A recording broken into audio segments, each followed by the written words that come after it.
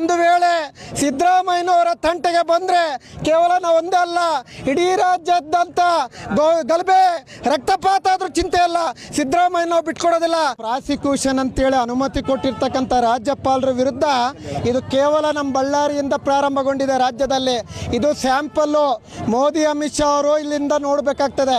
ಇವತ್ತು ಬಹುಶಃ ಏನು 1947 ಹಿಂದಗಡೆ ಅಂಬೇಡ್ಕರ್ ಅವರಿಗೆ ಯಾವ ರೀತಿ ಕಿರುಕುಳ ಕೊಟ್ಟರು ಬ್ರಿಟಿಷರು, ಅದೇ ರೀತಿಯಲ್ಲಿ ನಮ್ಮ ಸಿದ್ದರಾಮಯ್ಯನವ್ರಿಗೆ ಈ BJP ಮತ್ತು ಹಿಟ್ಲರು ಮೋದಿ ಅಮಿತ್ ಶಾ ಅವರು ಕೊಡ್ತಾ ಇದ್ದಾರೆ. ಒಂದು ವೇಳೆ ಸಿದ್ದರಾಮಯ್ಯನವರ ತಂಟೆಗೆ ಬಂದರೆ ಕೇವಲ ನಾವು ಒಂದೇ ಅಲ್ಲ, ಇಡೀ ರಾಜ್ಯದಂತ ಗಲಭೆ ರಕ್ತಪಾತ ಆದ್ರೂ ಚಿಂತೆ ಇಲ್ಲ, ಸಿದ್ದರಾಮಯ್ಯ ನಾವು ಬಿಟ್ಕೊಡೋದಿಲ್ಲ. ಯಾಕಂದ್ರೆ ನಾವು 7 ಕೋಟಿ ಜನರು ಇರ್ತಕ್ಕಂಥ ಅಭಿಮಾನಿಗಳು ಇನ್ನೂ ಬದುಕಿದ್ದೀವಿ. ವಿಜೇಂದ್ರ, ನೀನು ರಾಜಕೀಯ ಹಿಂಬಾಗಲಿಂದ ಸರ್ಕಾರ ಮಾಡ್ಬೇಕಂತ ಹೋಗ್ತಾ ಇದೆಯಾ. ಬಹುಶಃ ನಿನಗೆ ತಾಕತ್ತು ದಮ್ಮು ಇದ್ರೆ